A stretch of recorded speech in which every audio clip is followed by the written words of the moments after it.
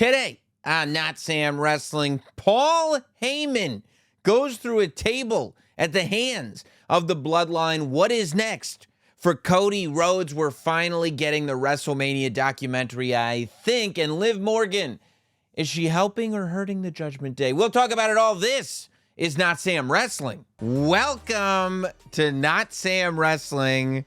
Another very eventful week, another week that was full of feelings. Some of those feelings we were able to get out on an emergency podcast earlier this week or last week, and other feelings we're going to get out today because I think SmackDown left us with nothing but feelings, especially at the end of that show. Of course, SmackDown came from Madison Square Garden this week, the world's most famous arena, and there were so many rumors about what was going to happen. Of course, it feels like when it comes to this Bloodline, leading up to every SmackDown, there's always a ton of rumors. Whether those rumors are coming from people doing their digging and seeing what copyright trademarks have been filed for who and what name and where that's going to be used and when that'll come up. Or even this week, who's going to return? It's Madison Square Garden. Are we going to see Jimmy come back? Will Jimmy and Jay join up? Will we see Roman? I don't think anybody expected for us to see exactly what we did. If anybody did, my hat goes off to you. So, of course, the show starts with that car, the Bloodline car, pulling up. And Solo and Tama Tonga and Tonga Loa and Paul Heyman are all together, and Paul Heyman is asking about Jacob Fatu's whereabouts and not getting any answers. But just as they're getting to the ring, and we see that shot of a packed Madison Square Garden that looked awesome. I thought the entryway was awesome in the sense that it was low, so you could see the people just kind of pouring on top of it. Right away, another car pulls up, and that gang of good guys, Cody Rhodes, Kevin Owens, Randy Orton, all get out of the car ready to scrap, and scrap they do. They go right towards the ring, and we're not starting with a Bloodline promo. No. We were promised some sort of a Bloodline ceremony. Apparently, that's yet to come, because instead we get the fight. We get a fight all over the garden. We got people going through tables. We got KO out in the crowd. It's amazing. And then security comes in. Security starts getting beat up by the good guys. And Nick Aldis, he's seen this. He's seen this before, because Nick Aldis, he follows rule number one. He watches the product. He's turning on Monday Night Raw, and he sees when the superstars from Raw show up to SmackDown, they're bloodying each other up. Drew McIntyre and CM Punk. What's going on over there on Monday Night Raw? You got this Wyatt Six just destroying people, leaving bodies in heaps. Nick Aldis can't have any of that, so what does he do? He calls the boys in blue, the NYPD, and they cart Cody and Randy and KO off. And this lets us know that they will not be affecting what goes on with the Bloodline later tonight. So as the show goes on, Paul Heyman goes up to Solo Sikoa and he goes, Solo, with all due respect, please take this for what it is. Use me. Allow me to be the wise man, but please tell me what is going on. And more importantly, where is Jacob Fatu? And Solo Sikoa says, you're my wise man, right? And anybody that has heard or watched this podcast anytime within the last couple of months, you know that's my favorite thing ever. If you're watching SmackDown and you hear Solo Sikoa go, right? No, I'm somewhere just gleeful. Ever since the SmackDown after WrestleMania, when Solo Sikoa said, and losing has consequences, right? Oh, Solo saying, right? Is like, I don't want to answer this question. Oh, no. Because that means Solo has got you trapped into a logic corner that you ain't wiggling out of. And if you agree with Solo, which you're supposed to do, you're probably going to catch a beating for it. Right? You're hard to debate, Mr. Sikoa. And he goes, yeah, I'm your wise man. And Solo goes, I'm using you. You told me he was too unpredictable. You told me he was too violent. Jacob Fatu's not here because of what you said. Now let's go to the ring. And the Bloodline shows up. In the MFT, the right-hand man, Tama Tonga, is there. And the infamous Tonga Loa is there. And Paul Heyman trying to rekindle some of the spirit. We see Paul Heyman as he comes to the ring, and we've seen this version of Paul Heyman before. When Roman disappeared in the months leading up to the beginning of this year, when there was no Roman Reigns, and Paul Heyman looked a little disheveled. Now he's far more. He's disheveled and distraught, because not only is Paul Heyman not combing or dyeing his hair anymore, but he's not shaving. And I would have to ask him this personally, but I'm going to guess he's decided, for the sake of the character, to forego sleeping, because my man looked awful. Paul Heyman, if you looked right into his eyes, he looked like Justin Timberlake's mugshot. I mean, those are some bloodshot red eyes. Just and I think he's skipping the makeup counter before he comes out. Paul Heyman is all in when it comes to every second, I should say, of Paul Heyman on camera is devoted to the fact that this man misses his tribal chief. This is not somebody who's reliant on Roman Reigns for money. This is not somebody who's reliant on Roman Reigns for power. This is somebody who we're finding out now. Paul Heyman's motives are always questioned. That's the beauty of Paul Heyman. But we are finding out now, based on the physical appearance of Paul Heyman, based on the facial expressions that he makes every time the crowd chants, "We want Roman," based on the fact that he's brought him up every single week. We're experiencing now the fact that Paul Heyman truly loves his tribal chief. And as much as Paul Heyman has done in wrestling, and as proudly as he wears that Hall of Fame ring, Paul Heyman is a shell of himself when he is without his tribal chief, Roman Reigns. And so Paul Heyman is trying to rekindle some of that spirit. And he's in Madison Square Garden. I mean, he's a New Yorker, okay? And he's trying to muster up some of that bravado that he always had for the Bloodline. And just as he's reaching a crescendo, Solo Sikoa in those black leather gloved hands stops Paul Heyman from speaking. And Paul Heyman just looks broken by this. Like, I can't even do my intro. Like, I understand this is not the Bloodline that I want, but at least let me do my part to try to get it there. And Paul Heyman, who, if you listened to him last week when Solo told him Roman's not coming back, Paul Heyman is still talking about what the plan was, that there was a plan that was put into place when Roman Reigns got on his private jet in Philadelphia after he lost the WWE Championship at WrestleMania. And Paul Heyman is still living by that plan. But every time Solo Sikoa makes a decision, including the decision to stop Paul Heyman from speaking, Paul Heyman is hit more and more with the realization that he's the only one that has that plan in mind whatsoever. And that plan can't be executed by himself. Roman Reigns had the Bloodline fully under his control, so that when Roman had a plan of action, the Bloodline was ready to snap to it. Paul Heyman looks in the ring and he sees Solo, but Jimmy's gone since the SmackDown after WrestleMania. He's looking at these Tongans that he's already said are too dangerous and unpredictable. He's already said were looked at to be in the Bloodline, but were decided against. He knows he can't control the Tongans. He really can't control Jacob Fatu. And now, because they're with Solo, he can't control Solo.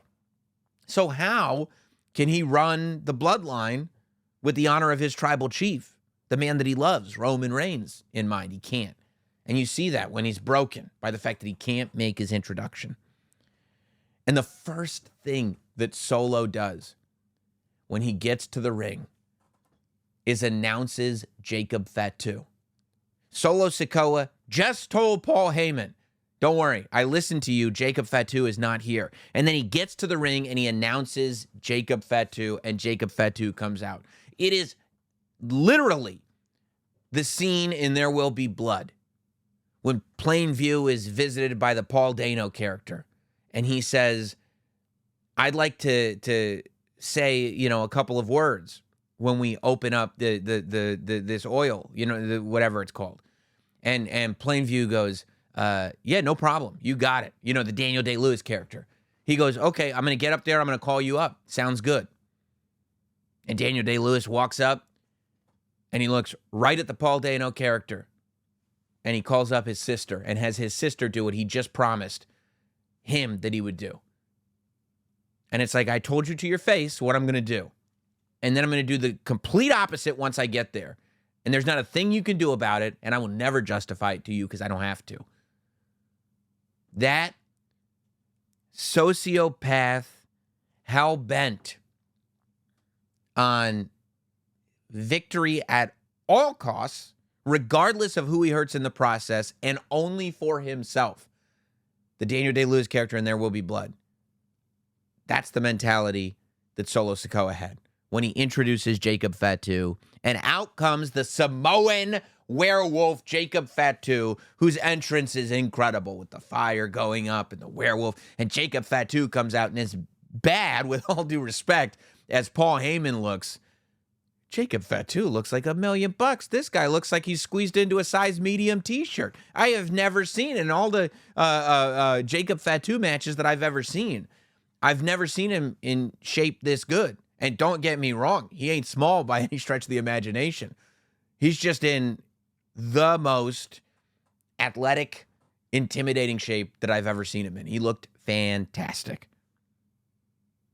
So Jacob Fatu has now joined the Bloodline, and Paul Heyman realizes that he has less of a handle on what's in the ring in front of him than at any point in his entire career. This is a guy who both in storyline and in real life is notorious for always trying to control the situation and being one step ahead of it.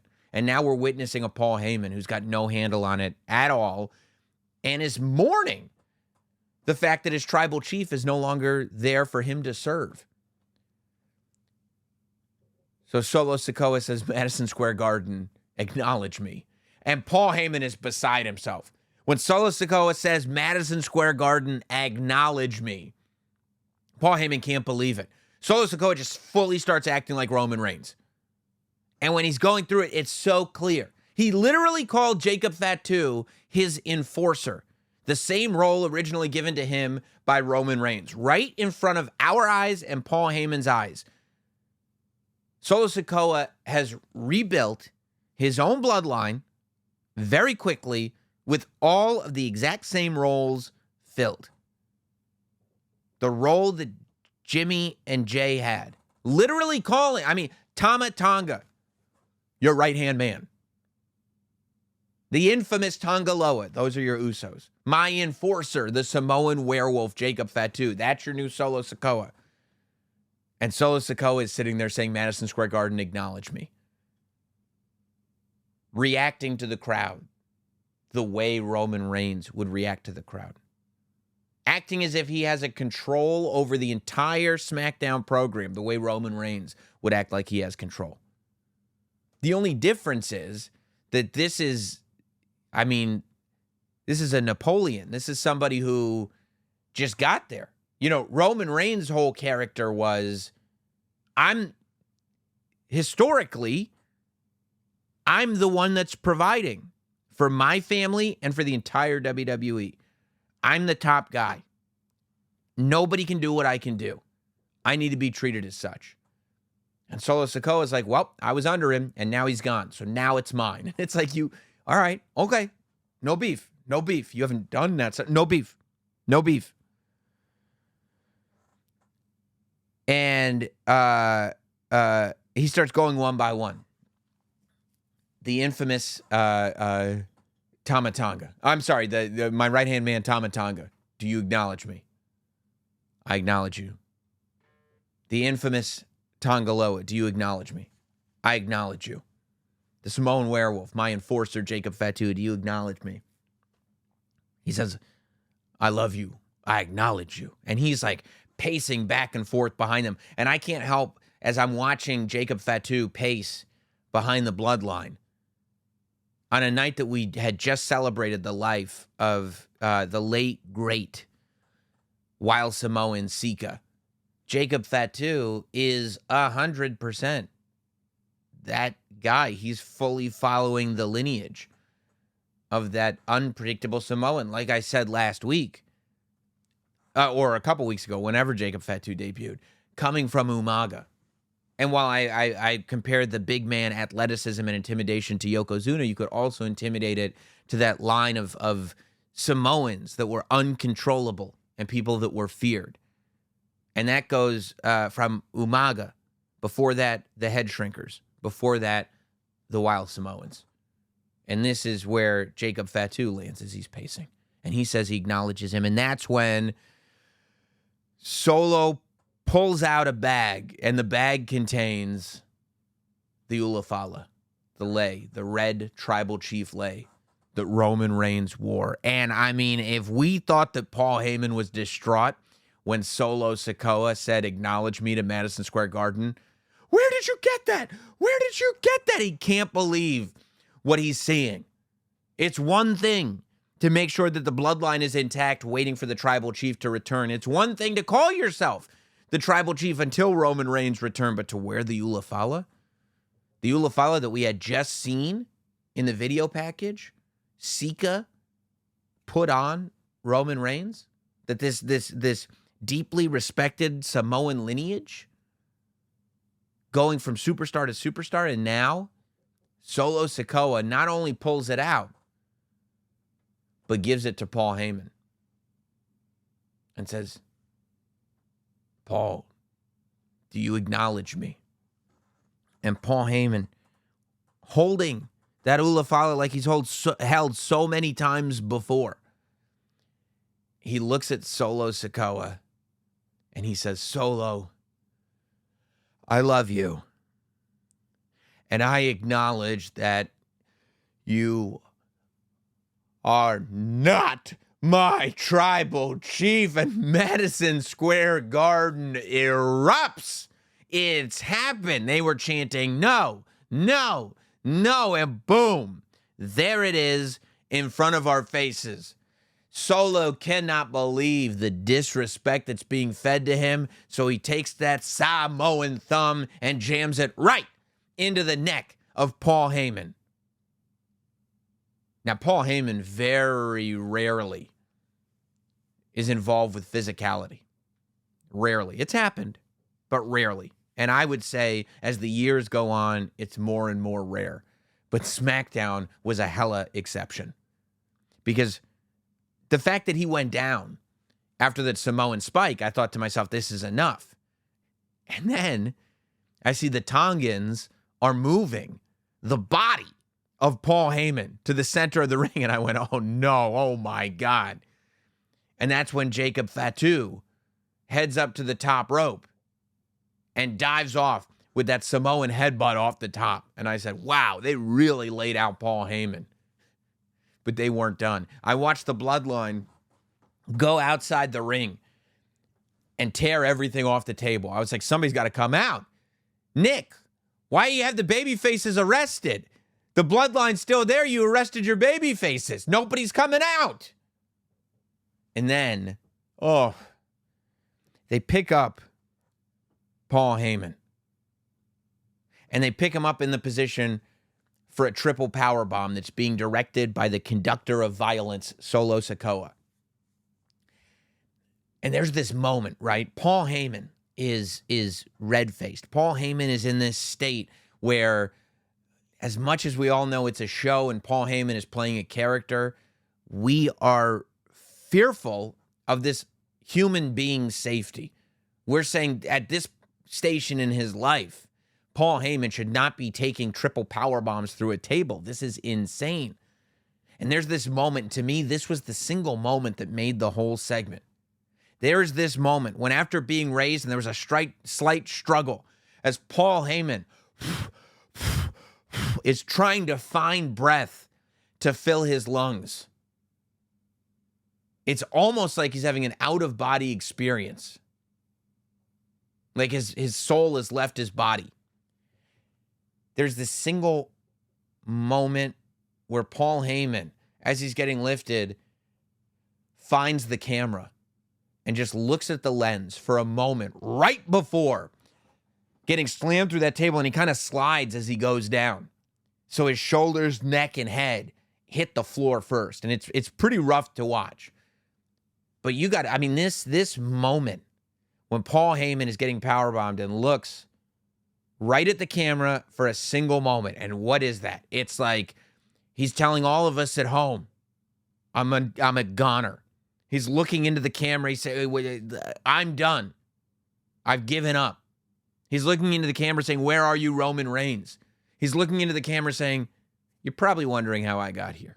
All of that is being said in one singular moment. And you wonder if Paul Heyman, in that moment that he's looking at the camera, is wondering to himself, was it all worth it? How did we get here? How did we get from a position where we ran everything, where the Bloodline was the group in charge of WWE, where I was the brain of the entire roster, and now I'm here? This is where I'm at in Madison Square Garden? And on a very real level, I was like, how beautiful that this man who grew up a wrestling fan in New York gets to have this moment in Madison Square Garden. From a character level, I said this is as much of a beating spiritually, mentally, and physically as we've ever seen Paul Heyman take. And of course, Paul Heyman leaves Madison Square Garden, leaves SmackDown on a stretcher in an incredibly epic WWE television moment, and what I think is a defining moment to this new Bloodline. Because I think we've gotten past the point. I think in the beginning, people could say, this is a fake Bloodline. Even on SmackDown, when Cody said, you're a seat filler. All this stuff has been said, but I feel like in the last 2 weeks, it's new. They're starting to remove that concept. That yes, of course, this is Bloodline 2.0. This is not the Bloodline that we're used to. But it plays into the reality, right? There are people who watch this and they go on their podcasts or whatever, and they go, this is just a second-rate Bloodline. This is NWO Wolfpack all over again. This is, everything counts. This is new kayfabe. That was what was being presented. Knowingly, I believe, being presented was a 2.0, was a second rate. And so then that language becomes part of the story. When Kevin Owens is talking about the Bloodline and going, that's not the Bloodline. I had respect for the Usos. I don't have respect for those guys. I don't even know who they are. When Randy Orton is like, yeah, no, that's not them. When Cody Rhodes is going, you're not a tribal chief, you're a seat filler. And they're going, oh, yeah? And all of a sudden, real quick, Jacob Fatu's announced. Paul Heyman eats a powerbomb through a table. And now we're looking at a group that is actually becoming a threat. So the question is, where are we going with this, right? Clearly, timing-wise, this is a beautiful crescendo that we're hitting. Because post-WrestleMania, we had Cody on this journey through a couple of different opponents, AJ Styles, Logan Paul, back to AJ Styles. And you had this Bloodline 2.0 kind of finding footing. And there were people that were letting it cook, and there were other people that were like, nah, this ain't it. And in that time, they were just allowing Cody's title run to simmer, and they were allowing this new Bloodline to kind of simmer and cook. We've reached this crescendo where at the exact same time, the Bloodline is ready to face Cody, and Cody is ready as defending champion to once again face the Bloodline without it feeling like we just did this.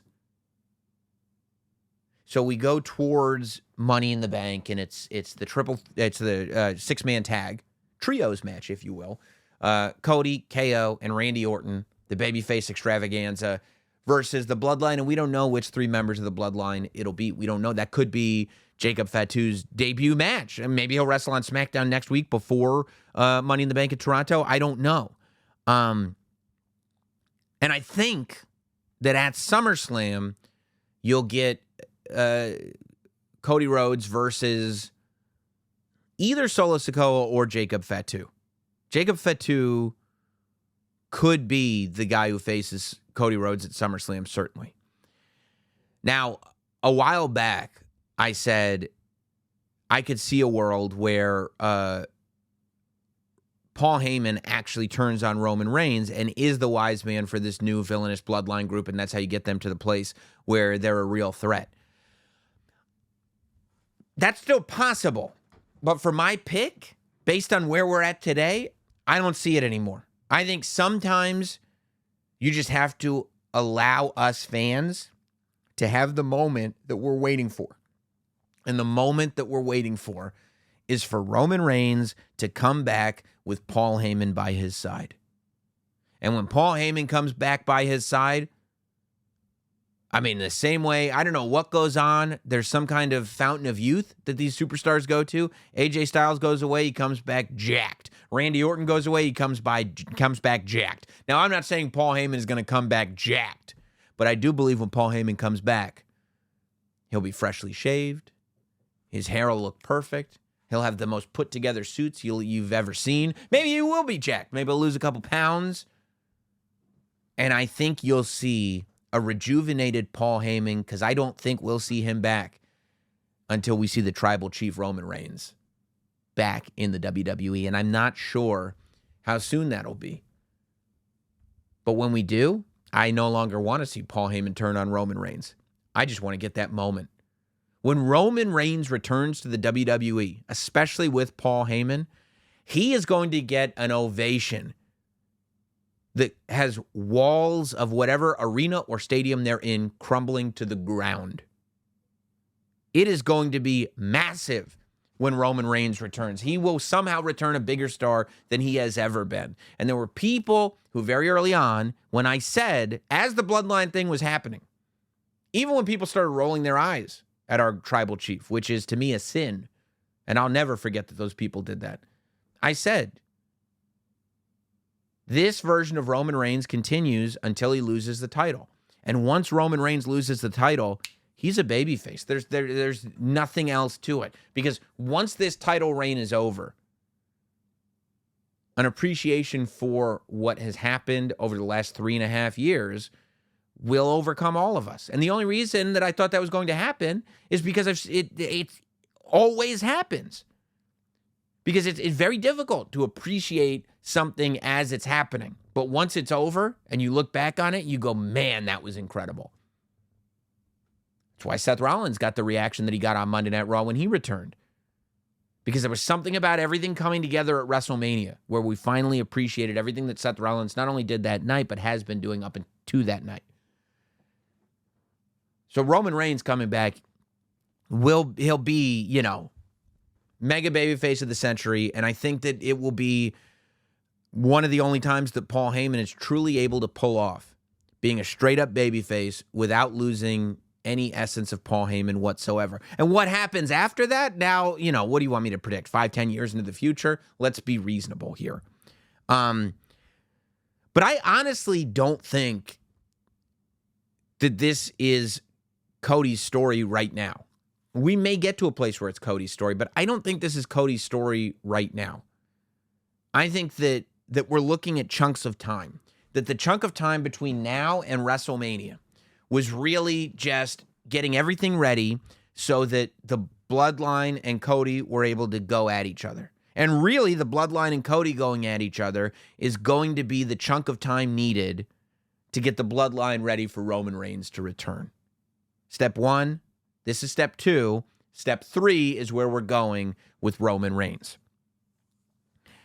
So when does Roman Reigns return? SummerSlam, I think, is the night that people have in mind. It would make sense. We've seen massive returns at SummerSlam before. Of course, SummerSlam was the spot when Roman Reigns took on a returning John Cena that at the end of the night, Brock Lesnar made his return to the WWE and stared down Roman Reigns, Paul Heyman's last client. So, the fact that it's 6 weeks away, beginning of August, maybe a little less than 6 weeks, 5 weeks away, is that enough time for Paul Heyman to be on the shelf? Maybe if Roman Reigns shows up at the end of SummerSlam. I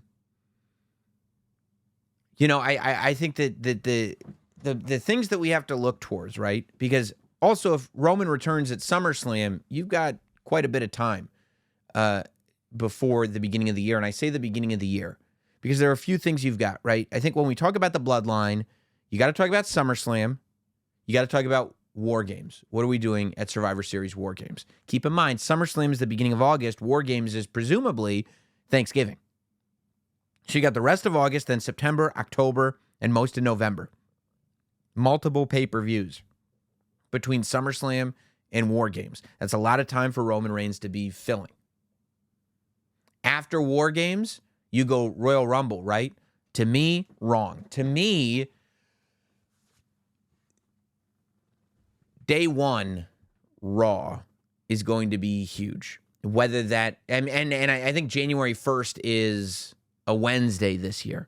So it may end up being, if Raw, who knows where Raw will be when it goes to Netflix, right? Is it going to stay on Monday? This is going to be one of those things. But whatever is that first Raw of 2025 is going to be a massive show. Because that first Raw of 2025 is the Netflix Raw.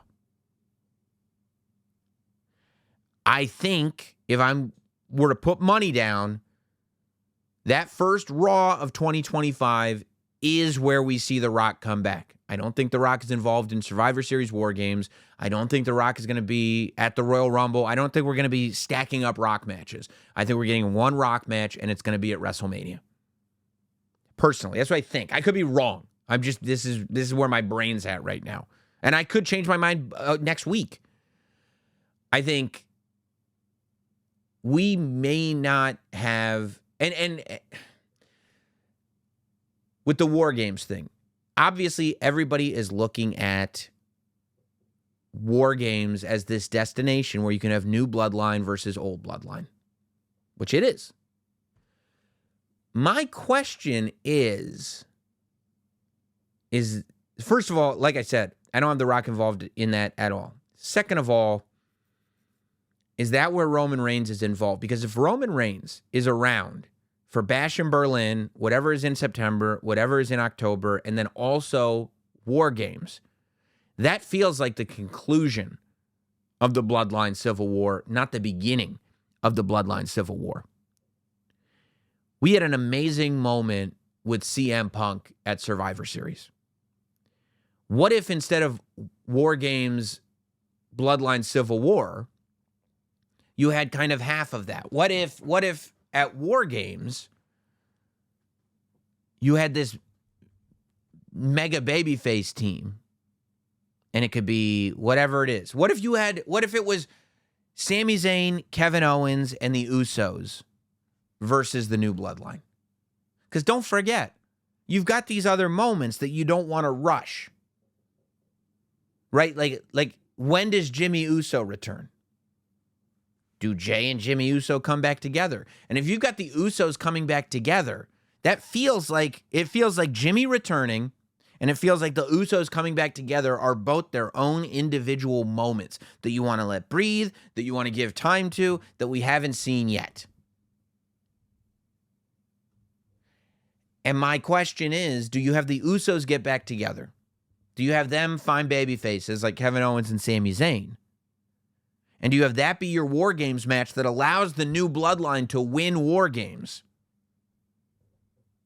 And then as they're standing there victorious, do you have Roman Reigns return at the end of Survivor Series? Not in the War Games match, but at the end of Survivor Series. Because if you have Roman Reigns return at the end of the War Games match, then you can headline the first episode of Monday Night Raw on Netflix with Roman Reigns versus Jacob Fatu. If it's Roman Reigns versus Jacob Fatu, that's a mega match for the first night of Netflix. Then you go on to the Royal Rumble, and you could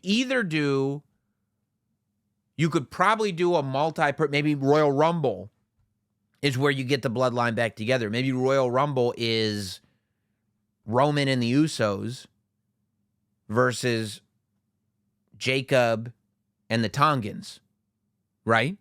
keeping Solo away, keeping Solo away. My quest would be to get all the way to WrestleMania and have Solo versus Roman be your WrestleMania match. Because if I've got The Rock for one match only, and it's the WrestleMania match, to me, before The Rock deals with Roman and the Bloodline and the Civil War, The Rock came out on Monday Night Raw, the night after WrestleMania. And it wasn't about the Bloodline, and it wasn't about anything. It was about Cody.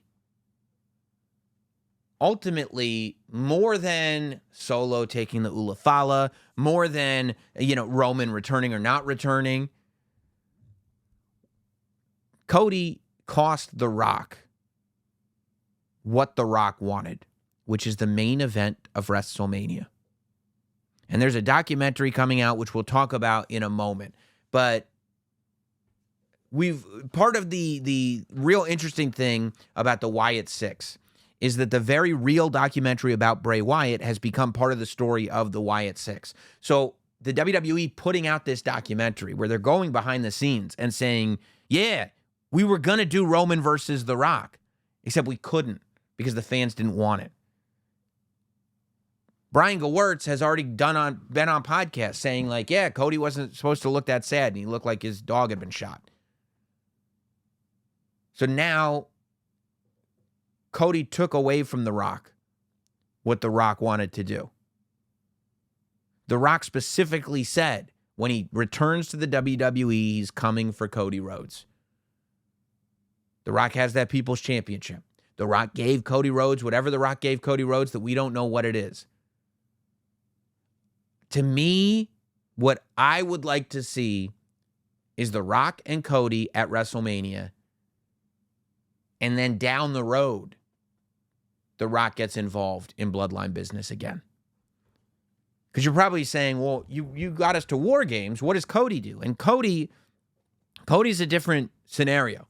I still think that Cody is on this path of everybody, friend or foe, wants what Cody has. That's part of being champion, and that's something that Cody is finding out maybe the hard way.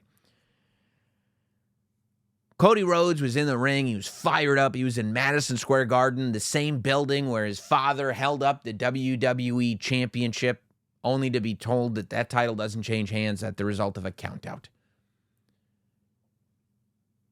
And when Cody was fired up, he said, I should be defending the WWE Championship tonight. And you go back and you watch SmackDown. And when Cody says, I should be defending the WWE Championship, Randy Orton's head turns right around. And he's staring daggers into Cody Rhodes. At the end of Clash at the Castle, when Randy Orton comes out to save Cody from getting jumped by the Bloodline, Randy Orton is staring right down at Cody Rhodes' WWE Championship. This is why I say that what's going on right now with Cody and the Bloodline is just for right now. It's not the ultimate story, because the ultimate story is Roman Reigns and the new Bloodline.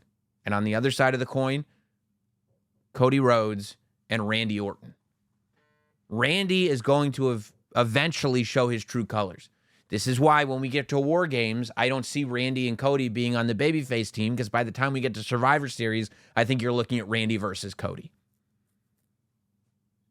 And whether that happens at Survivor Series or it's happening, that's just the story that's being told as we get to Survivor Series, however you want to do it. I think that you've got Cody and Rock at WrestleMania right now. Everything could change at a moment's notice. And after the Bloodline, I think you've got Cody and Randy finally.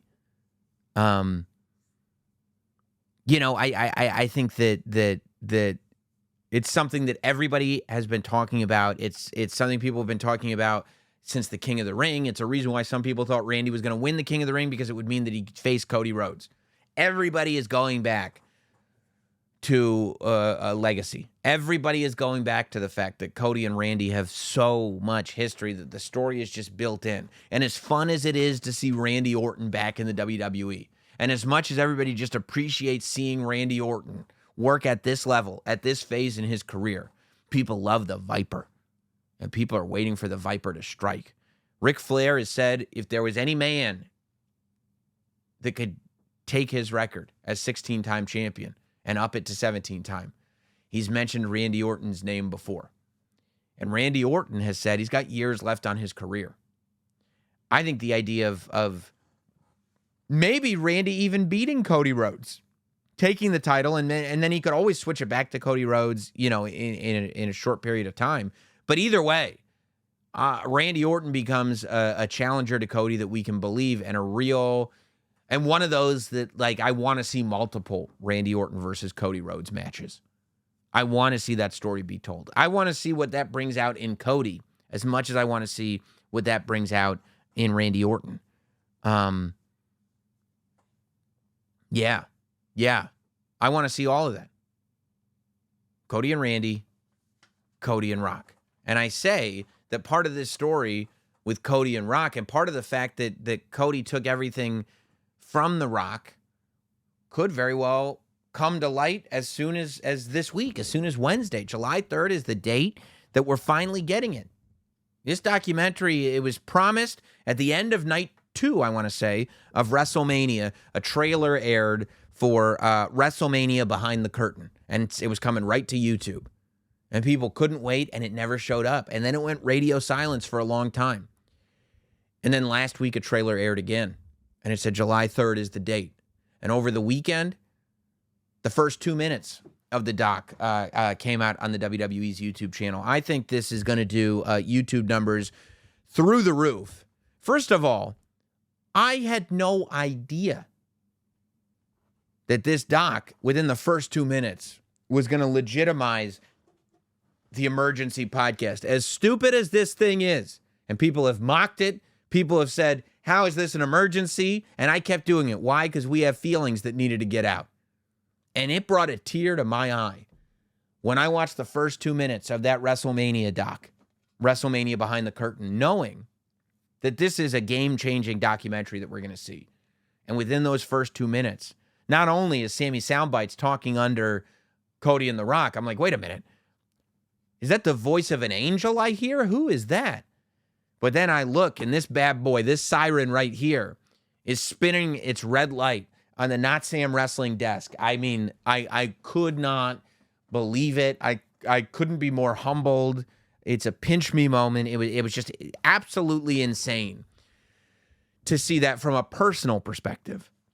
From a fan perspective, already in those first 2 minutes, I'm like, oh, I can't wait. I feel like there's a good possibility that we're going to have to cut an emergency podcast right after that doc comes out, just breaking the whole thing down.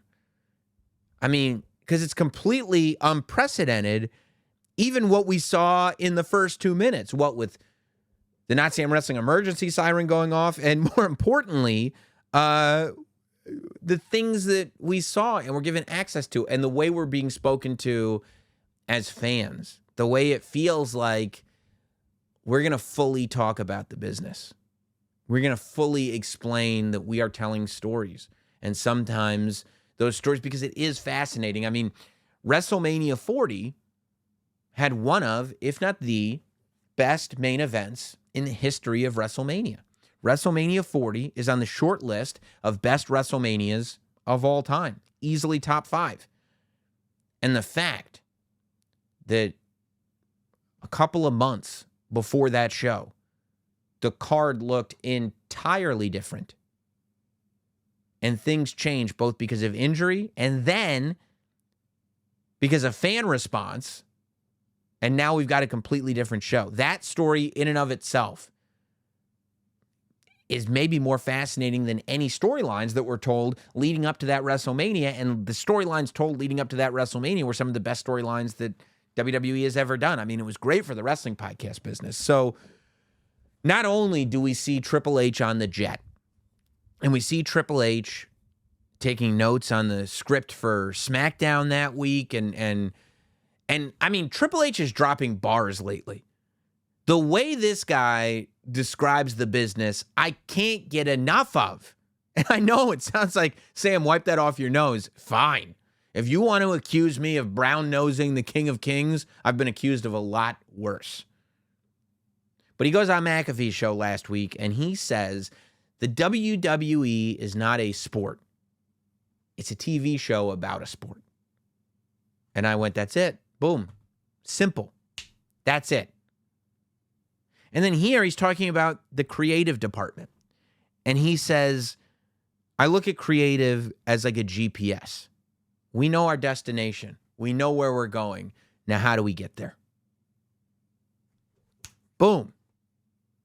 I want to go at first maybe to Rock versus Roman. Or now we need to go to Cody versus Roman, right? And that's what it is. I need to change the destination on my GPS. All right, guys, we got to go to Cody versus Roman. How do we get there now?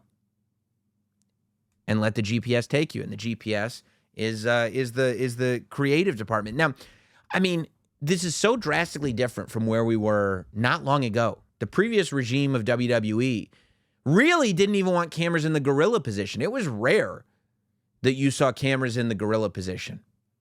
But now, not only are we seeing cameras in the gorilla position, we're seeing them there almost every week. We're seeing steady shots almost every week that bring us all the way through the locker room. We're seeing superstars that are supposed to be in the locker room actually in the locker room, meaning they're not just clearing out hallways and having superstars walk through empty hallways for every single shot. There's other stuff going on, as one would expect there to be on a TV show about a sport.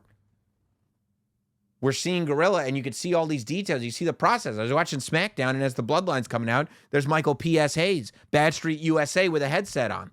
It's like, yeah, this is what's going on. And as I'm watching this doc, right, you see Triple H on the plane, and he's making notes on the script and everything, and already you're like, whoa. Look at this perspective that we just get to see. And then we see him walking into what appears to be a creative meeting. He looks into a meeting, and we see him in there, and he's in there with Ed Koskey, and he's in there with Bruce Pritchard. And this is not an experience that we see. This is not a side of the business that we've ever seen. You know, I mean, people like those little clips from like Beyond the Mat, where Vince Russo is like talking to Sable, and he's like, you sell the back, and you sell it so much that we don't know if you're going to compete. And then Vince is talking to Dude Love, and he's like, no, not like, you got to strut, you know, no, not like that. Those little clips, as fans, we go insane for. There's still memes to this day. Like, you just go back for that little bit of footage.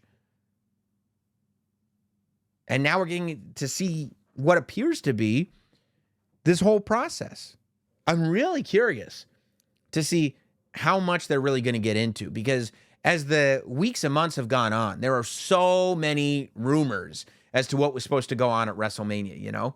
It was like we were going to do, like the plan was to do, first it was Cody versus Roman. And then there's rumors that like at some point it switched.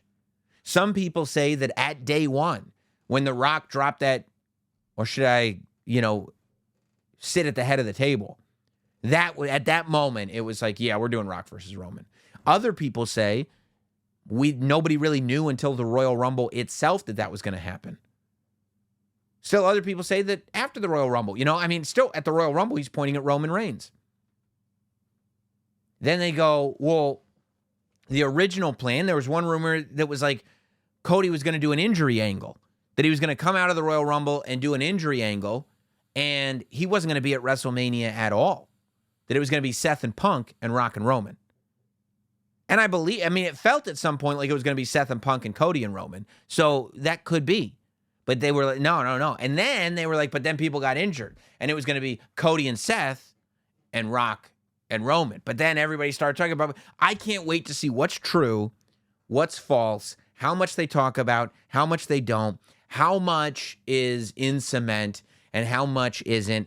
And if they really do show, they're never going to show it all, but if they show a lot of it, it could be a very, very positive thing. Because I think wrestling fans, especially those of us that are deep into this thing, that watch podcasts like this, that read, dirt sheets, that consume wrestling content all the time, which is me, which is a lot of us. This idea of how things are done kind of gets concocted in our own heads. And when you see it actually get played out, it is so much more different. Like this idea, and it's little things, right? It's like on a dirt sheet, it could say, okay, this is what they're going to do. And then they do something else, and you're like, oh, wow, well, then this happened. And that, and it's like, well, what if that's part of the process? Like, what if part of the process is not, this is what they're going to do? It's like right now our idea is kind of this, but what if everything is always in flux? Right? So this idea that we know the plan months out, no, this is where we'd like to do, but everything is always in flux. Well, if everything is always in flux, what does that look like? How is that done? What is that process? And the idea that we might actually see even a little bit of it, to me as a fan of well over 30 years, is remarkable. I can't wait for this thing. And unless it ends up being just another WrestleMania doc, which it already in the first 2 minutes. Like the fact that I'm already doing this much on the first 2 minutes, if the rest of the doc is anything like the first 2 minutes, I would imagine that we will have feelings. And if we have feelings, I would think odds are pretty good that we're going to get on here after that doc airs and do an emergency podcast. So make sure you're subscribed. If you're listening on audio, Apple, Spotify, the whole deal. If you're watching on YouTube, which you should be, subscribe to the Notsam Wrestling YouTube channel and be ready for that. And if it doesn't seem like if you watch the doc and you think it's needed, tweet Notsam. Because when I start getting those things, and I almost felt bad after SmackDown, I knew I wanted to do this on the Monday show, but there were a lot of people after SmackDown that were just tweeting me that they had feelings. And when you tweet me that you have feelings, it makes me feel obligated to do an emergency podcast. A couple of other things. On a business note, by the way, I found it really interesting. Dijak announced that he was leaving the WWE this week. I thought he did it in a really pretty genius way, that he wrote a letter. He addressed his fans and just told them the situation. They had found out WWE wasn't going to renew his contract at the 11th hour, and he was going to go out there, and he wrote this whole letter, and he signed it, and he took a picture of the paper with his pen and the signature, and his hand was right there. And it's like, yeah, this is cool. Using the internet to communicate with your fans is how it should be done. And Dijak has already been on an indie show. He's at Blitzkrieg Pro, taking out poor CPA, which to me is the coolest part of all this. Look, in terms of specifically talking about Dijak, he's one of those guys that when everybody says he's got a lot to offer, I tend to agree. That a guy who's that big, that loves wrestling as much as he does, that is as creative as he is on the internet, that is as athletic as he is, that is capable of as much as he's capable of, that is as powerful as he is, but is also as quick as he is, that is responsible for some of the best NXT premium live event matches in multiple eras of NXT. I would say the idea of that guy not succeeding in the wrestling industry, slim to none. He'll be great.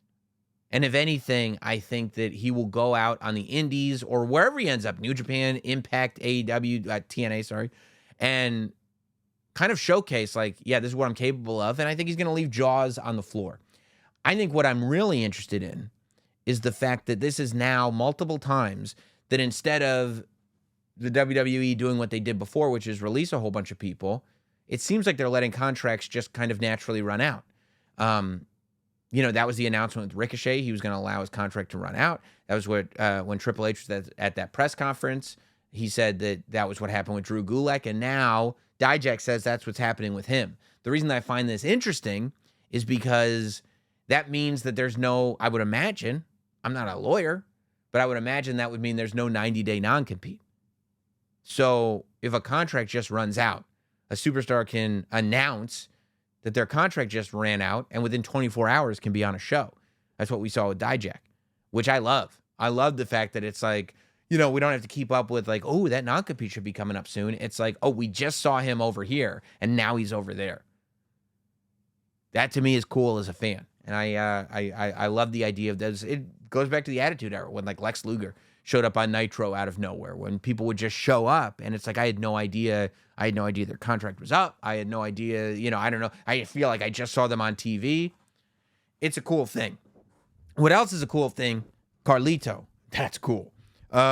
Liv Morgan coming out on Raw. I'm pretty happy with the way this is all developing. So Liv Morgan, she shows up, and first thing we see on Raw is the Judgment Day living like absolute kings.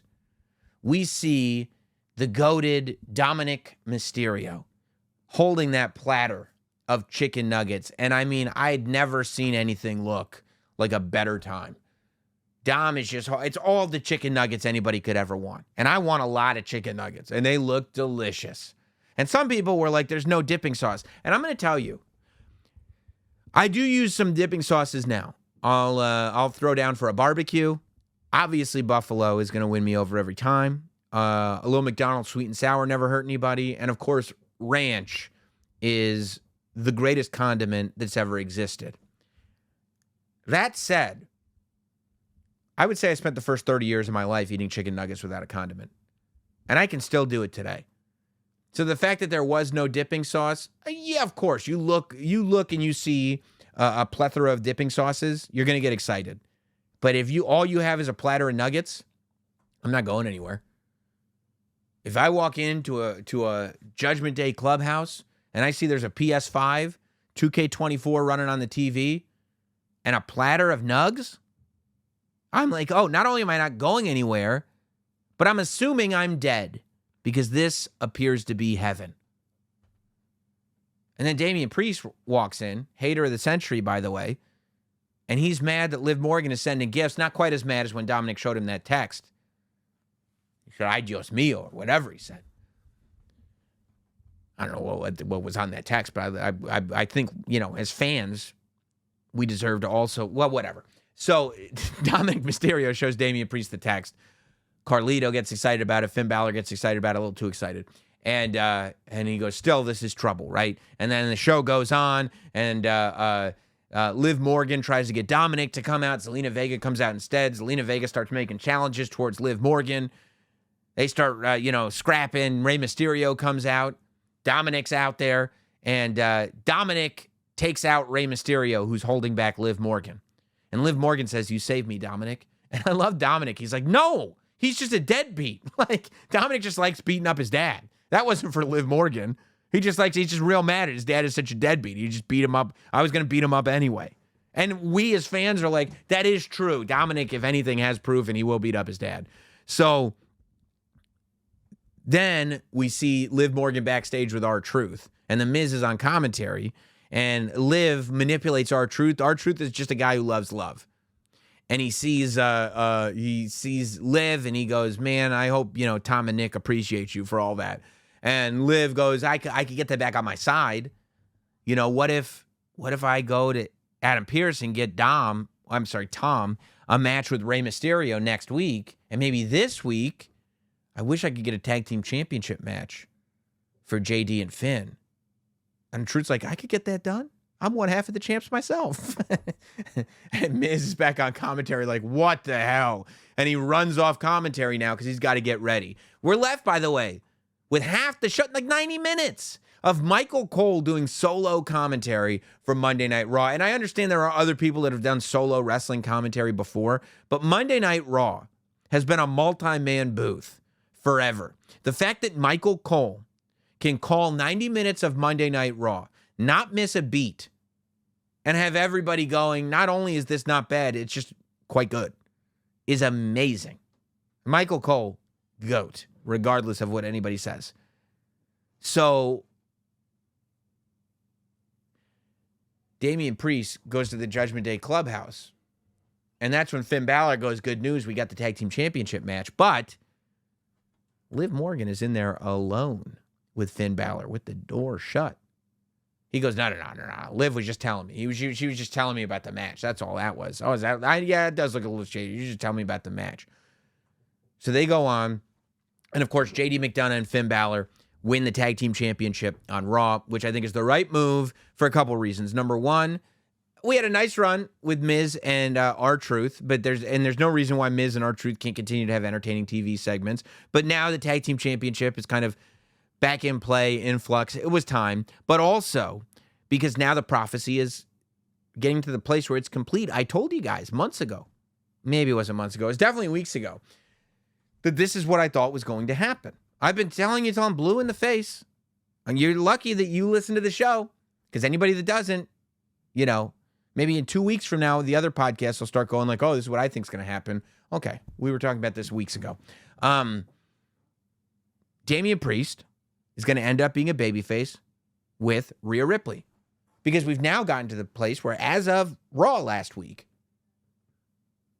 the Judgment Day has nothing to be mad at Liv Morgan for. There's no way Finn Balor and JD McDonough are going to be anti-Liv Morgan. She got them the Tag Team Championship. There's no way that Dominic Mysterio is going to be mad at Liv Morgan. She got him a plate of chicken nuggets, 2K24, PS5, and God only knows what else. And we're going to end up with Rhea Ripley coming back and being upset, and the Judgment Day having Dom's back, and Damian Priest having Rhea's back. I think Damian Priest is a babyface. Damian Priest beat Seth. He has so much goodwill after a great match with Seth Rollins, and is not on the side of the evil Liv Morgan in the Judgment Day, that he goes into SummerSlam as a babyface. And, probably Gunther breaks everybody's heart. But regardless, Damian Priest comes out better for it and is a stronger good guy and a hero to everybody involved. But this is something we've been saying for weeks. It's just more evidence that shows that. I don't know when Rhea Ripley comes back, whether it's at SummerSlam or for SummerSlam, maybe at Money in the Bank. That would be great. But yeah. So I love where it's all going. And then I wonder, is more tension going to develop? Whereas, like, Dominic Mysterio, maybe after Rhea drops him like a bad habit, Dominic Mysterio goes up to Liv Morgan and goes like, okay, Liv, I'm ready to pursue whatever this is that we have between us.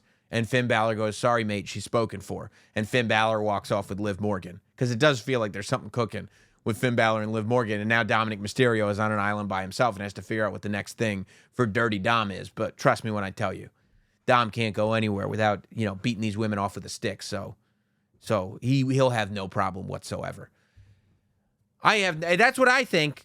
That's where I think it's going. But I'm curious to see what you all think. I appreciate how many of you stuck around for our marathon podcast last week. This is not a short one either. But I love sitting here, and I love talking to you guys about pro wrestling. If you love talking back, email in notsamwrestling@gmail.com. We got a ton of emails after last week. I always appreciate it. notsamwrestling@gmail.com is our email address. Don't forget, by the way, Cleveland, Ohio. Yes, Cleveland is the spot. We do our next live Not Sam Wrestling podcast in Cleveland. Be there, be square. It'll be at Hilarities. There's a there's a ticket link at notsam.com. So be there in Cleveland on Thursday, August 1st. That's the Thursday before SummerSlam. Fun, chicanery, guests. It'll be absolutely fantastic. Get your tickets now. Go to notsam.com for that. Let's go to these emails. notsamwrestling@gmail.com. This one's coming in from Dark. First off, what an amazing end to SmackDown. Give Paul Heyman his flowers. I mean, all we do on this podcast is give Paul Heyman flowers. Secondly, as a 35-year-old that lived through the Attitude Era, I'm very excited for the possibilities that are opened up with the WWE move to Netflix. I do watch with my 7-year-old son, though, which has gotten me through some very sideways looks from my wife. Things like Uncle Howdy, The Final Boss. Any chance that WWE Netflix will release a next day, more kid-friendly version of Raw? I think this would allow them to keep pushing the envelope while getting me in less trouble with my wife. It's a good question, Dirk. I think people are reading way too much in to the uncensored thing of Netflix.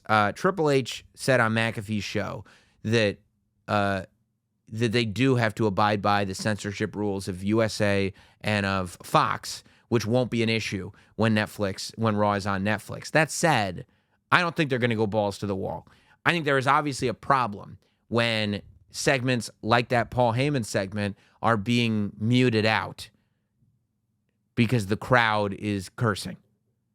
Like the censorship of the crowd, the blacking out if you don't like a sign or somebody's getting flipped off is way too much and makes the show difficult to watch.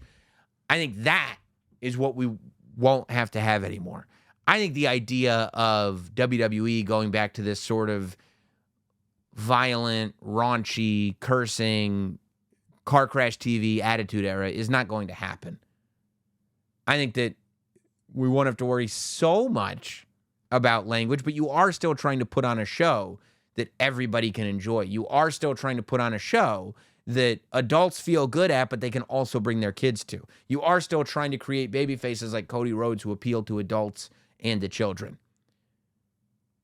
When you say a return to the Attitude Era, I think what we're talking about is a return to that level of pop culture prominence, a return to that level of relevance where everybody's talking about wrestling. I think, the idea of just going out there and being edgelords is not what we're talking about. So, I wouldn't worry too much about that. I don't think that their content is more vanilla because of Fox or because of USA. I think the storytelling is what the storytelling is. We just won't have to mute out the crowd anymore on Netflix. That's my gut.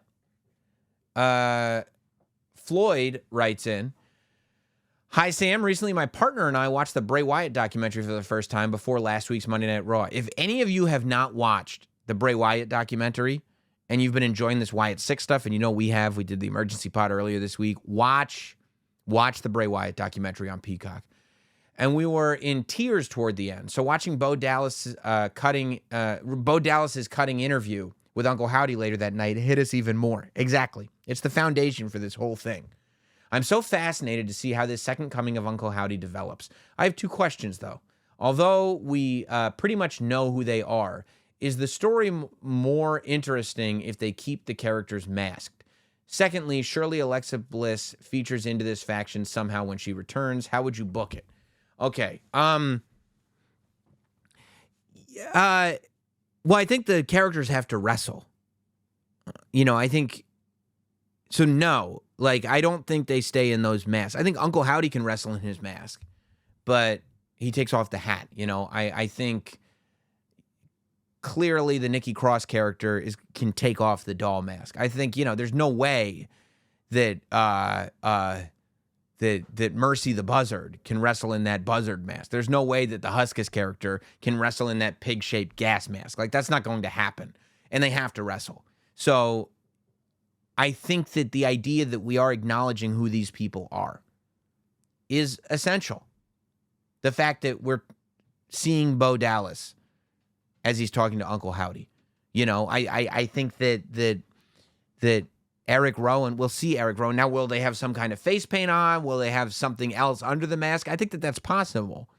But I do think that the idea that these are human beings, not only is it not lost, it's essential to the storytelling, really. So, no, I would definitely take their masks off when they wrestle. And then, you can put their masks on for their entrance, for their everything else that they do. How would I book Alexa Bliss into this faction? I would probably have Alexa Bliss come out purely as Alexa Bliss. And then have the Wyatt 6 kind of surround her and Nikki Cross go after her. I think I would have Alexa Bliss just return straight up as Alexa Bliss. And the idea is, you forgot about us. And, and then maybe at some point Alexa Bliss does make that transition and joins them or not, because ultimately Alexa Bliss, the last time we saw The Fiend, Alexa Bliss turned on him. Now, we did see something going on at the end of Bray Wyatt's last run where Uncle Howdy was transfixing Alexa Bliss. So I would probably have Alexa Bliss return as Alexa Bliss and then start a rivalry with Nikki Cross that ends up with Alexa Bliss kind of joining them and honestly maybe leading them alongside Uncle Howdy. I think the idea of Howdy and Alexa Bliss together is interesting.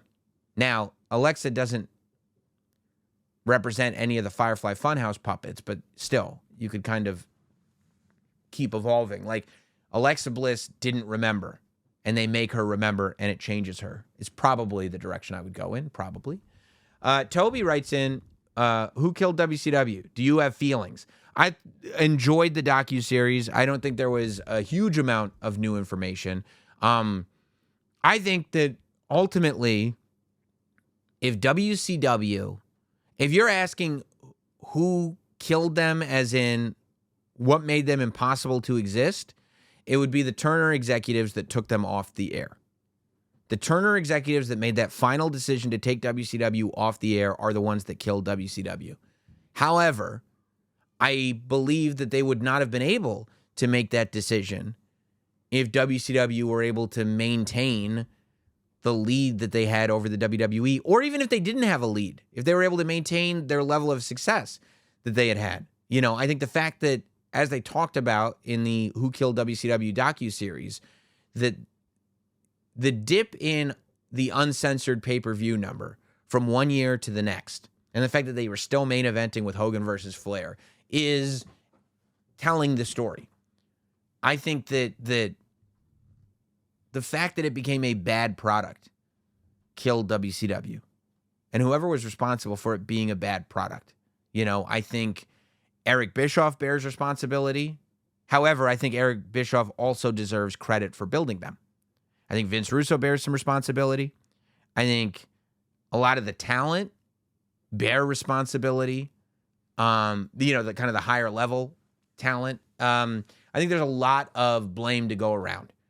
I think the reason WCW died was because the product got bad and it allowed the Turner executives to take that final shot. But it would be tough for me to name one person or specific people who are responsible for it, because I wasn't there. I don't know exactly why the product got so bad.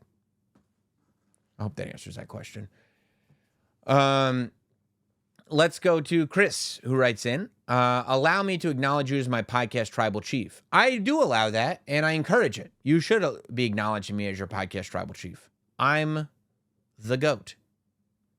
For a myriad of reasons, providing space for us to have our feelings with your emergency podcast. Feelings are a big part of wrestling, and we should talk about those feelings. That's why emergency podcasts exist.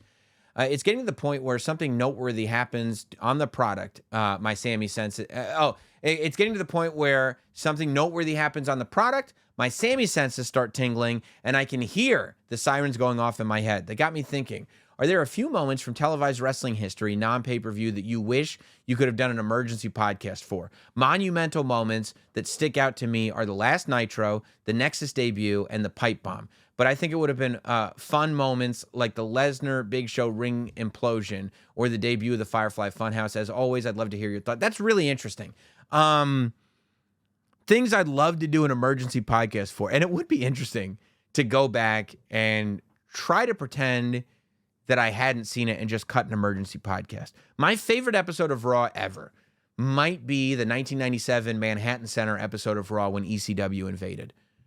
I would love to have done an emergency podcast after ECW invaded Raw.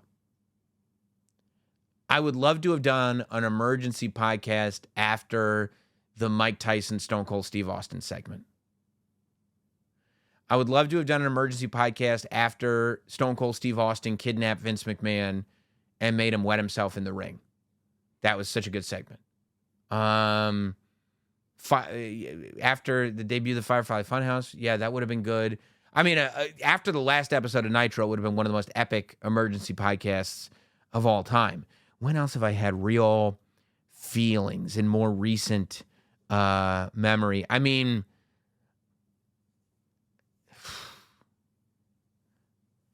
probably an emergency podcast after Roman Reigns got booed after he beat The Undertaker on Monday Night Raw that week. That would have been a good one. There are a lot. If you have suggestions and you think that there is, maybe even if it's a Patreon exclusive thing, just coming on and trying to do a retro emergency podcast, I think that could be a lot of fun. The Nexus would have been a huge. And he had the pipe bomb. You kidding me? That might have been the greatest emergency podcast of all time. I would have gone through that line by damn line. Donald writes, although, to be fair, I wasn't the broadcaster then that I am now. Now, I'm the GOAT. Donald writes in, firstly, how's the family? They're incredible, dude. I'm also the best at that, by the way. Providing for my family and raising my children. I'm awesome at it. So, it's great. Excited to see you in my hometown of Cleveland, Ohio. I'm excited to be there, my friend. Longtime listener and fan of yours going back to the Opie and Anthony show. Cleveland is one of our great radio markets. We did a live show in Cleveland once, and it was so much fun. I was wondering if you could offer any advice in growing an audience. I recently started my own podcast recapping the week of wrestling just like you do. First of all, that ain't the way to do it because the whole audience is coming here. I'm just kidding. I'm sure you hear this often, but I really do look up to you and your career and would love to follow a similar path. I'm currently focusing on consistency in posts, knowledge of the product, professionalism, and engaging with the small audience I have. Is there anything else I can be doing to grow this show? Yeah, I would say paying attention to your audience and figuring out what they are interested in and what you are interested in talking to them about and finding that middle ground. I feel like you and I, you meaning the entire audience, are simpatico. You want to hear the things that I want to say about what I want to talk about. Meaning, that if a Wyatt vignette comes on, I want to talk about it, and I also know that you want to hear about it from me. So that relationship takes a long time to build. I think that the key to broadcasting is finding who you are, what your niche is, and what you want to do. You can follow a trend and get some short-term success with it. And by the way, once you find your voice and figure out what you want to do, then step 2 is going, okay, I know what my show is. I know what my product is. Now it's time to look at trends. It's time to look at how algorithms work. It's time to look at all that stuff and utilize that to further my product. A lot of people do algorithm trends first, and it can work for people, but it's not how I do it. So if you're asking how I do it, I go product, then figuring out how to put it into the zeitgeist so it actually gets in front of new people's faces. But consistency too. I mean, we're almost at the 10-year celebration. 506 weekly episodes. I mean, it's insane. It's an insane amount of time that's been put into this. But I love it too. That helps. I would also make sure that you figure out some way to get your bills paid. Because if you're trying to do this to pay your bills, it's going to take a long time. Figure out some way that you can pay your bills and also have time to do this. And then you'll be good to go. Sarah writes in, following the rules of Notsam, I've been speculating wildly. That is rule number 2. With Cody and Randy. Do you think Randy will turn heel and go against Cody at Money in the Bank to set up a title shot at SummerSlam? I'm not saying Cody won't turn heel or can't eventually, but we all know Randy is a great heel. If not, how do you think we get to Cody and Randy? Because we all see Randy looking at Cody's title when he went to help him against the Bloodline. I don't think that the turn... Cody and Randy would be great for SummerSlam, but I feel like we're going to get a Bloodline match at SummerSlam. I think we're either going to get Jacob versus Cody or Solo versus Cody. And I think that's when we might see the Usos come in and help. I think that Randy and Cody is for the fall. I think Randy and Cody is I think Cody and the Bloodline is your summer story. I think your spring story is Cody post WrestleMania getting his feet wet as champion. I think your summer story is Cody and the Bloodline.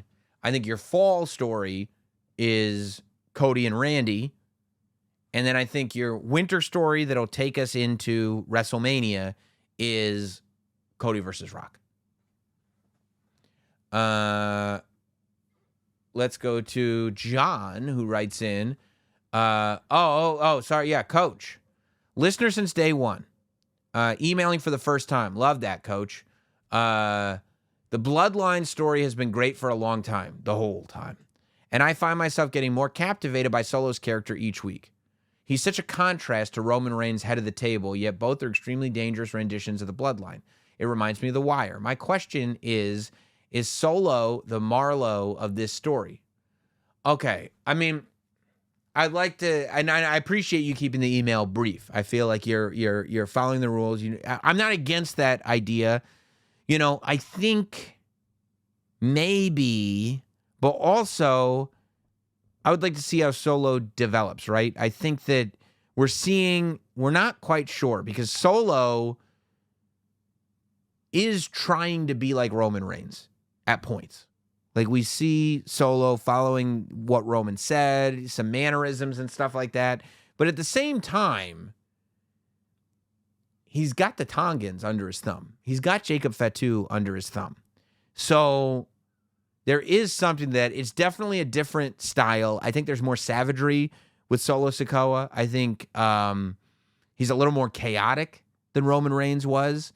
So I don't know. I would have to go on a full rewatch of The Wire. Which, I mean, this is how nuts I am. I'm considering rewatching the entire Wire to contextualize it to the Bloodline because I am fascinated by your theory. And if you guys have any other additions to that theory, because it's not a bad one, feel free to email in or leave comments on the YouTube channel or whatever. Joe writes in, there's been a lot of scuttlebutt. First of all, the language, it's too much. You don't need to be that frank around here, okay? We got children listening. There's been a lot of SB, we'll say, about Roman's return and the inevitable Bloodline civil war, which is all well and good. However, it seems to be a foregone conclusion that the Usos will side with Roman when it all goes down, which feels like it would negate the work that has been done to get Jay away from that abusive relationship and strike out on his own. Why is the assumption that the Usos will just side with Roman? Well, because the idea of them following orders from their little brother who beat the stuffing out of Jimmy because he lost to Jay at WrestleMania, even though their little brother has lost, doesn't make any sense whatsoever. I think the idea would be, especially with Jay, that Roman Reigns goes to Jay hat in hand. And Roman acknowledges that Jay is main event Jey Uso. Roman looks at Jay as an equal and says, Jay, I need your help. That would be the difference. That you almost have that full circle moment. You have that moment that Jay has been waiting for since the beginning of the Bloodline. The difference is that Roman says, I need you, Jay. And Jay no longer is in a position where he's proving himself to Roman. It almost makes Jay as a character whole. If Roman goes to Jay and approaches him as an equal and treats him as an equal, then the Jay character is now fully whole. Jay is still living through some of the trauma that Roman put him through. But if that's over, and Roman says it's over, and Roman humbles himself to Jay, that's it. That's how you get there. Scott writes in, Podcast Chief, appreciate you. Scott from Belfast, Northern Ireland, acknowledging you. They acknowledge me all around the world, guys. I was at Clash of the Castle. It was so cool being able to catch the ferry across instead of having to fly internationally like I did for WrestleMania 39 and more recently for Perth. Humble brag, but I appreciate it, Scott. I've been pondering on the Wyatt 6 the last few weeks, and I've been watching the product. Very good. That's rule number one. And it got me thinking, why Chad Gable and why didn't Nikki Cross and the other members of the gang attack him when they had the chance last Monday on Raw? I think there's more to the story. Knowing everything counts, Otis may have planted the Ramblin' Rabbit in Chad's locker and has been trying to hold back his anger. Not because he doesn't want to hurt Chad Gable, but because he doesn't want to unleash who he truly is, the Fiend?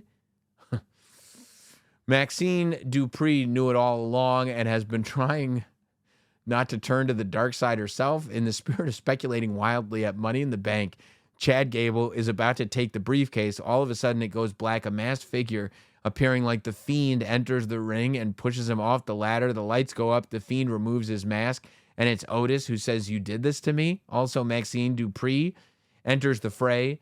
Means Nikki Cross has a tag team partner to take the women's tag title with. Can you please fantasy book this through to Survivor Series? Yeah, so here's how I would fantasy book this. So everything that you said happens at Money in the Bank, and by SummerSlam, the WWE is out of business. One of the worst ideas I've ever heard. Sorry, Scott, that stinks. I don't know. What are you talking about, dude? You think people would be excited if they were like, hey, this whole thing is based in reality. This is Bray's brother. And look, the Fiend is back. But it's Otis. Okay? Every fan wants to finally have this moment that Otis stands up for himself. Everybody wants to cheer for Otis. Everybody wants Otis to be the man. And he's now the Fiend? Hideous, dude. I love you for emailing in. I appreciate you for being a listener and for acknowledging me. But this is, I think, why you acknowledge me. I don't think I could sit here and take the reins, for lack of a better term, as your podcast tribal chief if I allowed an idea like that, whether from you or anybody else, to be heard on this podcast without absolute ridicule. I think it's a terrible idea. But that's just my opinion. You know, what can I tell you? Kate writes in, Sam, how are you? I have a question. Do you think we'll see Seth beat Damian at Money in the Bank by accidental helping from the Judgment Day like at SummerSlam when we had Seth versus Finn? Then after the match, Damian turns on Judgment Day. And then at SummerSlam, we have Seth versus Damian versus Gunther for the championship. Then a lot of thens. Then Gunther wins by pinning Damian, which puts Damian in. No, I don't think we'll see any of this. No, I do not. No. First of all, you set up all those things. So if I think one of those things isn't going to happen, then I would have to say no. But no, from the beginning, I think Damian Priest will beat Seth. And then Gunther will beat Damian Priest. And then Judgment Day will be heels and Damian will be a babyface. All right, this will be the last one. This is coming in from Nick. Nick from Australia. Nick, short for Nicole, I believe. I need to start by apologizing. I was one of those people. Oh, I love an apology. Come to terms. This can be like your confession, okay? I will not forgive haters. I don't like haters. You know this. I will not forgive a hater unless they come to the pulpit and they tell me exactly what they did wrong and why they are sorry. People who refused, or some who even continue to refuse to give the Wyatts the benefit of the doubt. People who said, I don't know, the debut was good, I guess, but all that matters is what happens next. People are slowly going to get on board with this thing. And I have no tolerance for them unless, Nick, they are doing what you are doing. I appreciate you humbling yourself at the altar. I was one of those people feeling trepidatious of how Uncle Howdy Wyatt 6 would come across. I was worried about it being hocus pocus and unrealistic, but with your guidance as the wrestling podcaster and your expert analysis, I swear to God, this person is not a family member of mine. Nick is not my nom de plume. This is not an email I wrote to myself. This is a real person, a stranger who has decided to give me my flowers while I can still smell them. And I appreciate this person and feel like more people should be like you, Nick. Expert analysis. I now see things with much more optimism and have left my previous skepticism at the door. You wake up with this skepticism, this pessimism. Leave it at home. You don't need it. It's not going to do you any good. Come into this world of optimism where we're having fun watching the show. And then if it goes wrong, you can take a big dump all over it. I love the idea of this storyline being used as a vehicle to honor the memory of the creative mind that was Bray Wyatt, but also as an avenue to let these other talented wrestlers shine. I would like your opinion. I would love to give it to you, Nick. I love this email. This is a great last email. Would you have the members of the Wyatt Six wrestle without these masks to add human qualities to the characters, or would this destroy the mystique that has been brilliantly portrayed? I answered this earlier, but I would have them take off their masks to wrestle. I think it's essential. Also, would you be opposed to holding off their first match until, say, the Royal Rumble or even WrestleMania 41? I just don't see any rush. I am much more invested in the character development and meaning behind their actions over a wrestling match at this time. Thank you for allowing me to embrace the let them cook philosophy. Keep up the great content. Letting them cook is such an important part of wrestling right now, and I understand. There was a time when the longer you let these people cook, the more likely it was that they would ruin the meal. It's not happening anymore. Right now. That's not to say it'll never happen again, but right now it's not happening. So, yeah, I would say I'm not sitting here going like, when are they going to wrestle already? Just hurry up and wrestle. Shut up and wrestle. That's not me. I think waiting 6 months, 8 months, you're saying 6 to 8, 9 months from now. I mean, I may have a fourth child by then, and my wife's not even pregnant. That's how long you want to let them wait until. No. That's too long. People will get tired of it by then. You know, I thought that the only issue I ever had with Bray was that sometimes his stuff took too long. I think that if you look back on the stuff that Bray was doing in his last run, it ages very well. That first promo back where he's just being himself is amazing. But if you remember where our headspace was week to week, it was taking too long. And I think that that's not a trap that you want to fall in with this Wyatt Six. I think we want to start wrestling. I think we want to start showing people why they should be afraid. I think that you've got wrestlers in the group. Wrestlers should be able to wrestle. I think that Dexter Lumis, when he takes off the buzzard mask, is an intimidating guy. Joe Gacy made a career wrestling death matches in CZW. He's a scary guy. Clearly, Bo Dallas is an extremely capable guy. Eric Rowan, yeah, he can get the job done. I don't think there's any reason to wait that long. I'm not sitting here saying like, well, if they don't wrestle on Raw this week, I'm not watching. But yes, I think sooner than later, we should start seeing them wrestle. We should start seeing specific storylines build where they have a specific rivalry against this person. Because right now, this is an introduction. Okay, we know who they are.